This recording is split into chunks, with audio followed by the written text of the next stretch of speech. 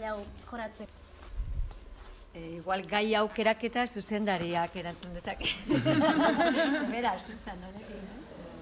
Gero izan zen taldean, begira 3 talde, 3 antzerki talde, gehi pertsona batzu direnak kasik talde bat, horiek bakarrik. Eta bildu gira, badira lotura batzu gure webgunean, liburu batek egindu arrankea, deitzen dena A los pies del caballo, gazteleraz da, Justo Arriolarena, eta berak estudiatu du egin du inkesta bat, ez da kazetaria, langile bat da, hartu du urte bateko pausa bat, egiteko inkesta liburu bat jakiteko nuntik nola etorri zen droga mota bat heroina Euskal Herrian. Eta ordan bere inkestak eraman du egitea hori jende hainitzek entzunez gutxienez badakitena ikusi izan baita droga hainitz Euskal Herrian. Euskal Herrian izan den azken sarraskia drogak eragindu. Izan dira, milaka eta milaka hil ez dago zatxikia. Horreinik asko bada, oso egezara edozein droga mota aurkitzea Euskal Herrian. Eta ordan, gai honekin irikitzen dugu beste gai asko zen droga berez ez da gai bat, interesatzen zaigu da humanoa, jendeak.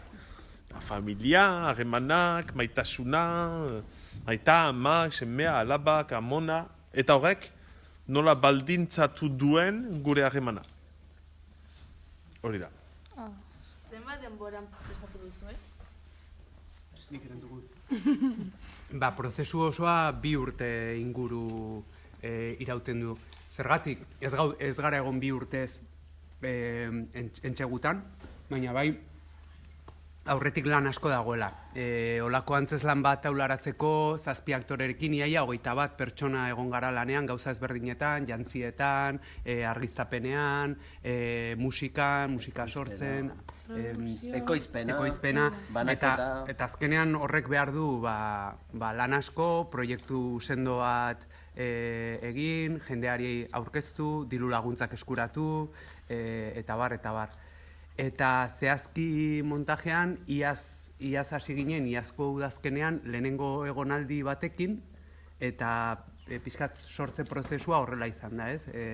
Gaia bagenuen, ideia batzuk mahai gaineratu, eta joan gara improvisazioak egiten, irudiak sortzen, estenatxoak egiten, eta gurekin egon dira Igor Elortza eta Unai Iturriaga, bertsolari eta idazleak, eta haiek guk emandakoa eraman, eta zerbait idatzia ekarri, eta horrela joan gara eraikitzen testua. 3 egonaldi ezberdin egin genituen, astebetekoak, eta azkenik izan ginen iraiaren 9-tik urriaren 11 arte, 5 aste, Luson azken egonaldia ikusi duzuena montatzeko. Zer transmititu nahi duzue ikaslei edo jendeari antzeslan honekin? Transmititu. Bueno, ez dakit, guke guztiok egin dugu ikerketa bat, sakondu nahi izan dugu gaiean, irakurri ditugu bai liburuak, serieak, badaude link batzuk landu duzuen dosierrean ere bai, YouTubeko bideoak edo zerk balio izan digu sakontzeko gaian, ez? Baina, klaro, gu ez gara irakasleak, guk ez dugu irakatsi nahi, baizik eta guri suertatu zaizkigun galdera horiek guztiak, ikerketa egin bitartean, nahi ditugu pausatu ere bai estenatokian. Orduan, guri suertatzen zaizkigun galderak edo ideiak edo arrazoi bat baino gehiago topatu dezakegu gauza asko azaltzeko, horiek guztiak nahi ditugu konpartitu, taularatu, nolabait estenara ekarri eta irudi batzuk sortu, eta hori zuei eman, ikusle guztiei eman, eta gero ere zuek guri bueltatzea feedbacka, edo zuen artean suertatzea elkarrizketak, guk berez, ez dugu ezer irakatsi nahi, baizik eta egin nahi ditugu galderak gaiari buruz. Arrakasta izango duela pentsatzen duzue? Arrakasta ja izaten ari da, ez? Ja jakitea ari garela 12 emanaldi egin ditugu, eta beste 60 daudela aurretik ja arrakastatsua da Euskal Herrian, ez? Eta gero egia esan, orain arte lehengo astean Angelun egon ginean, beti beteta zegoen, eskoletatik etorritakoekin ere, eta kaleko jendearekin, gaur ere bai, atzo ere bai. Arrakasta guretzako da ikustea, hori zuek hemen, zuek galdera hauek egiten, hau guretzat arrakastu itxu izatea da. Zeintzuk izan dira zailtasun nagusienak? Zailtasun nagusiak. Venga, Manix. Zailtasun nagusiak aipatu behar baldin bada antzezle lana edo antzerkilarien lana, ez da inundik ere erresa antzestea eta izatea norbait gure atzean, gure berezkoa dugun gure espazio horretan eta gu eramaten. Ez dut erraiten manipulatzen, ze manipulazioak badu zentzu oso berezi bat, eta ez da hori benetan guk egiten duguna. Oartu zareten bezala, beti daukagu norbait atzean eta eramaten gaituena, ez? Besoetatik, burutik edo gorputzetik. Eta hori lan oso sakona da, aktore ontzat, Japonian no antzerkia deitzen den forma oso zahar bat dago eta esaten dute beti ezartzen dituztela aktore zaharrenak eta onenak atzean. Hau da, gibelean dauden, edo atzean dauden animatzaile horiek beti dira onenak. Zergatik, antzerkilari batentzat beti zailena delako nahikeria guztiak abandonatzea eta ikustezina izatearena. Hau da, oholtzara joatea eta ikustezina izatea. Hor ikusten gaitu zuenean, gure helburua, ez dakit nik nik oier eramaten baldin badut edo, nire helburua da zuek ni ez ikustea. Eta hori aktore batentzat lan sakona da eta hortarako lan egin dugu hasieratik hemen ikusten duzuen Philippe Duku gure lagun, koreografo eta dantzaria dena. Aspaldi honetan lan egiten dugu berarekin eta ez du behar bada ematen, baina benetan eguneroko lana da. Oraindik ere zuek joango zaretela, segituko dugu horri buruz gauzak zuzentzen, gauzak hobetzen, eta egia esateko kriston plazera da. Zailtasuna, zure galderari erantzuten bukatzeko, zailtasun horren gainditzea da daukagun ere plazera. Horregari da, lehen ikasote Brandone galdetu ditez, galitu zaizula pixka bat botatzuk galdera. Momentu batzutan, norbait zegoen hitz egiten edo horrela, eta beste pertsona bat atzetik ikutzen zion eta mugitzen zion besoak eta horrela. Eta ez nuen ulertzen zergatik. Eta baten batek, zuri galdetzen dizut, baina aldi berean galdera irekia da beste ontzat ere bai. Baina ez ulertzea, gauza bat da, niri ere askotan gertatzen zaite gauzak ez ulertzea, edo antzerkian, edo zinean, edo dena delakoan, pinturarekin berdin. Baina naiz eta ez ulertu, hala ere beti erantzunen bat edo beste egiten diogu gure buruari, ez? Eta orduan, zuek egin diozue halako erantzunen bat zuen buruari, zergaitik izan zitakeen hori? Bai, influenzia, no? Norbaiten influenzia edo bakoitza bere burua dakan influenzia edo jarrai.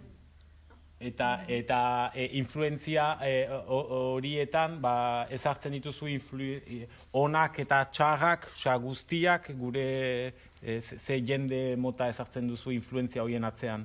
Azkenean pertsonak beste bati influenziatze dio, orduan mugitu daitezke rolak, baina gizarteak eraikitako zerbait da, no? Eta zuk, barkatu?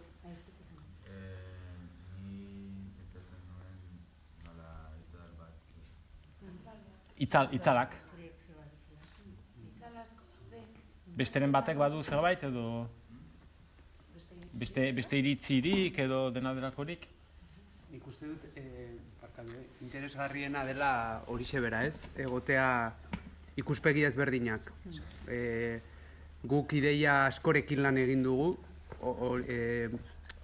animatzaile horiek atzean izan da, eta badira gauza asko, badira influentziak, badira itzalak, badira mamuak, badira oroitzapenak, badira norberak dituen kargak, eta guzti horiek izan daitezke, ez? Eta ikusle bakoitzak eraikitzen du hor imaginario bat edo pentsakera bat, ez? Eta hori da guretzat interesgarriena. Eraikitzen duzuen esan nahi edozein da egokia. Osea, balio du, denak balio du. Gustura sentitu zarete zuen pertsonaiarekin?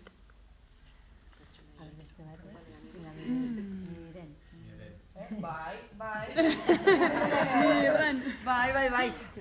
Gu ere pertsonaiak sortzeko modua oso bakoitzaretik dator, ez? Eta antzeslana sortzen dugun einean pertsonaiak ere sortzen ditugu eta antzeslanaren zerbitzura jartzen ditugu pertsonai horiek, ez? Eta nik uste dela modu oso plazerrez egiten den lan bat dela. Oso benetazkoa dela eta gure garetik nahiko gertu dagoen mundu batetik abiatzen gehalako, ez? Orduan nik uste bai. Bai, nik gehitu nahiko nuke pertsonaiana eta manipulazioarena eta aipatzen ari ginela lehenago. Antzeslan honek, antzerkiak forma diferente asko eduki ditzazke, eta antzeslan honetan bereziki nik uste dut hori beti aurkitzen dugula plazer bat, egokitzen zaigun pertsonai horrei beti txispa bilatzeko edo aurkitzeko zerbait, ez? Egiazko zerbait gugan dagona, pertsonai horren bitartez gero publikoari emateko, ez? Manipulazioarena eta komentatzen genuna hemen badago, erabiltzen dugu koroa asko, dela talde lana, koro griegoa edo izango litzatekena, eta azkenean, naizta pertsonaiak egon, era berean modu batea representatzen dugu gizartea edo herria baita ere, ez? Orduan, uste dut antzeslan hontan ez ditugula pertsonaiak hor bere baitan abandonatzen bakoitza bere pertsonaia defendatzen baizik eta nolabait denak gaude oso elkarrekin, ez? Ikusi ez dute koreografikoki eta mugimenduan eta, bueno, gaudela denak denbora guztian hor multzoa egiten, taldea egiten, manipulazioaren kontu horrekin, ere, esanai mailan. Orduan badago hor zerbait nik uste dut daukagula denak baita ere pertsonai guztietatik, ez? Nolabait, naizta, gero bakoitzak, aktore bakoitzak hartzen duen rol bat, ez? Baina, bueno, nik uste dut badagola lan hontan bereziki pertsonai guztien defentsa denen aldetik, ez? Nolabait. Nola sentitu zarete antzeslana egin ondoren? Nekatuta. Oso ondo, egia esan, bueno, nik itzen gotz. Venga, egin.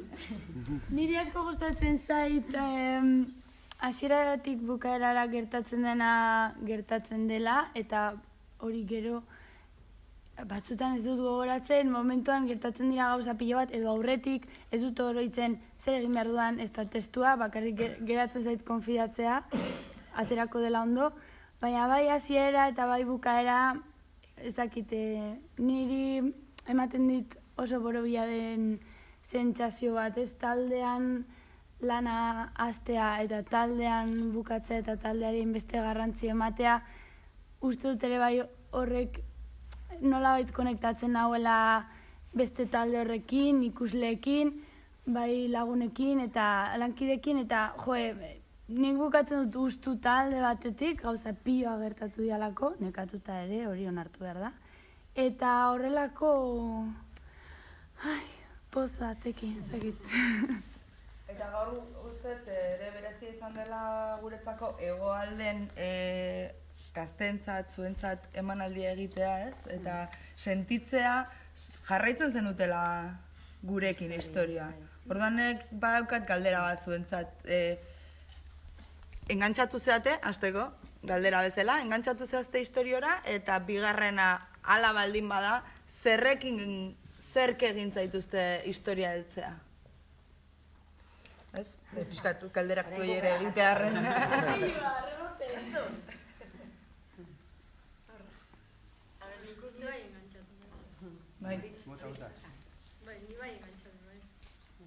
Eta izatekotan bera, zerk engantzatu zaitu edo?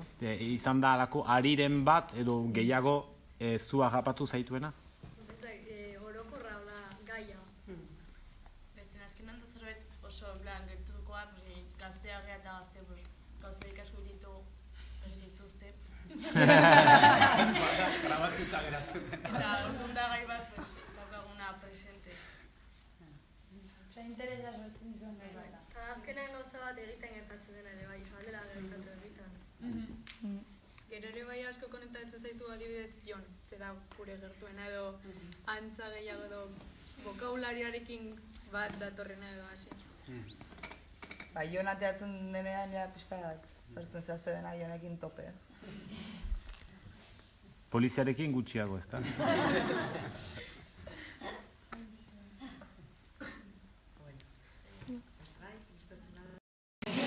Eta gero, azkeneko galdera bat.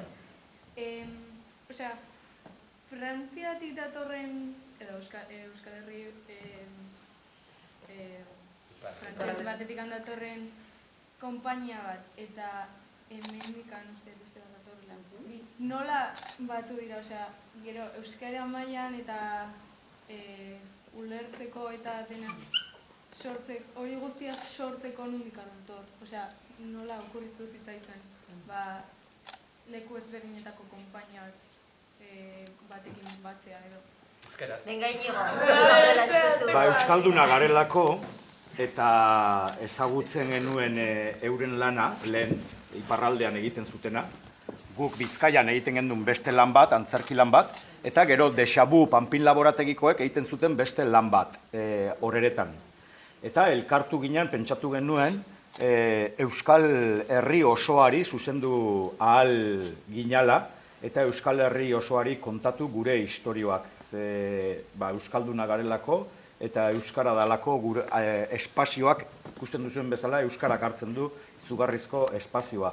Eta sarritan, hori, ametsek aipatzen duen bezala, Netflix eta pila bat sare ditugu kanpotik, eta ematen du Euskaraz ezin dugula sentitu, ezin dugula pentsatu, ezin dugula amorrurik sentitu, ezin dugula triste egon, ezin dugula negarrik egin, eta uste genuen, bere garaian 2010an egin genduen lehen emanaldia, Errautsak deitu zena, gero egin genduen Hamlet, gero egin genduen Frankoren Bilobari gutuna, eta hau da, laugarren obra elkarlanean egiten duguna.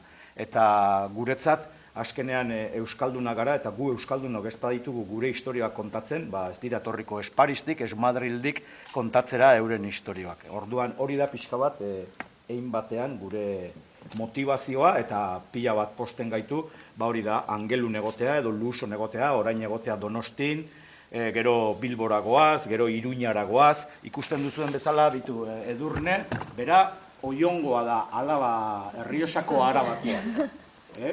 Urruti gelditzen den hemendik, ez da? Eta horiek Lartzabalekoak, hori lurkera. Olaz da Donostikoa,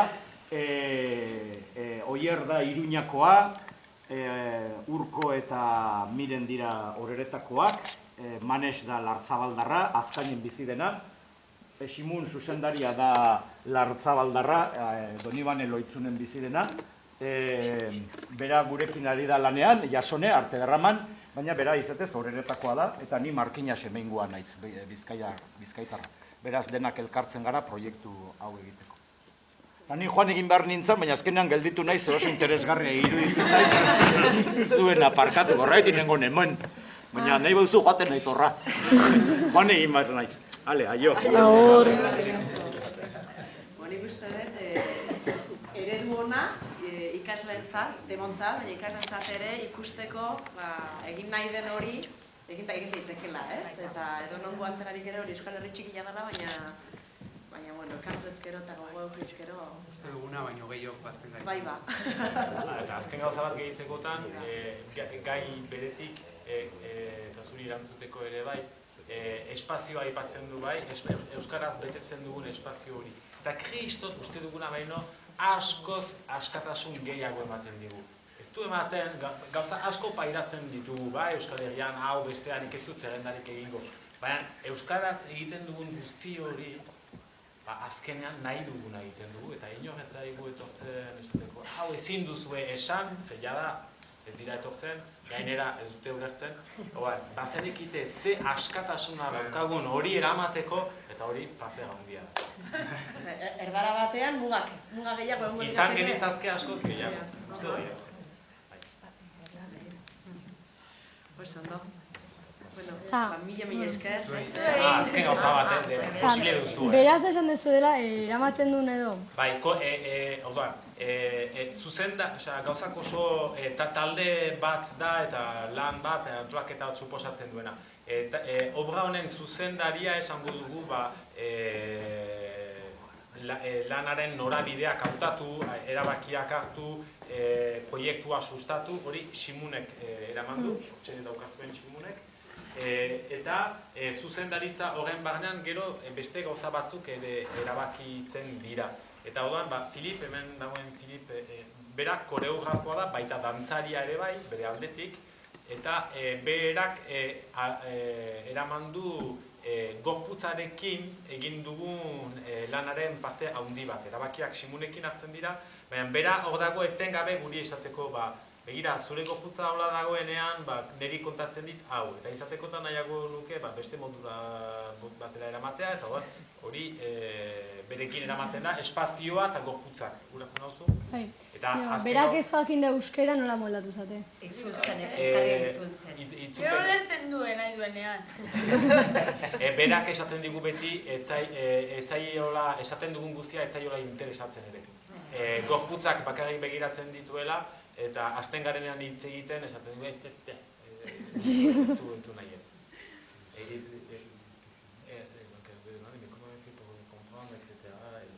Horren txingo dugu, ean lanean nola egiten dugu. Je suis le seul étranger. Bera da, kanpotar bakarra. Ez da euskalduna, eta ez du euskaraz hitz egiten. C'est un avantage. Eta hori beretzat aukera bat da, bentaja bat. Parce que je peux voir si la pièce, dans ses déplacements de corps, ikusten aldu obrak bere mogimenduetan et dans le rythme, eta erritmoan, si cette pièce elle est vivante. Ea benetan obra hau bizi den. Parce que je connais la pièce, antzerkia eta obra ezagutzen du. Je connais quasiment toutes les répliques. Ia testo osoa ezagutzen du, ze landu du, aparte ere bai. Mais je ne suis pas pollué par le sens, par l'histoire. Ez du zentzuak kutsatzen, ez du istorioak kutsatzen, ez du istorioaren edo testuaren arabera lan egiten. Pour moi, une pièce, qu'elle soit de théâtre ou de danse, obra bat, dantza izan da dila edo antzerkia, je la conçois pour les aveugles, pentsatzen du beti itxuei, qui trouvent un intérêt, itxuek ere interes bat aurkitu behar diote, obrari. Pour les sous, gorrei, entzuten ez dutenei, et pour les Chinois, c'est-à-dire ceux qui baita ere ne comprennent pas la langue. Horrekin egan nahi duena da, hizkuntza ulertzen ez dutenentzat ere interesgarria izan behar du. Il y a des personnes qui sont venues voir la pièce. Jende bat etorri da, obra hau ikustera, hier soir, atzo gauean edo luson eman genuenan ipagaldean, sans parler basque. Eta euskara etzekiten. Ils connaissaient le thème. Tematika gaia ezagutzen zuten. Et je pense que les acteurs ont offert aussi à ces gens-là quelque chose. Eta pentsatzen du aktoreok jende hoiei baita ere zerbait eskaini diegula. Eta horrela lana egin dugu edo inglesez edo inglesez ere bai. Et puis ils peuvent dire du mal de moi sans que je comprenne. Eta itxuskeriak erraiten alditugu berari buruz, berak ulertu gabe eta komeni zaio. Berari bost. Hemen ez bien, ikasleen artean gaur ere egon da, baduela gutxi ez dakin ondik etorritako jendea, ikasleak euskaldunak ez direnak eta euskara ikasten ari direnak. Baina, bueno, landutakoarekin eta nik ere jakin mina badet, guan itzutzen ganean, ze jaso duten. Azkenean mugimenduak, aldiek denak kontatzen du. Irakurketa askoan daitezke. Oso ondo, bueno, Mila esker.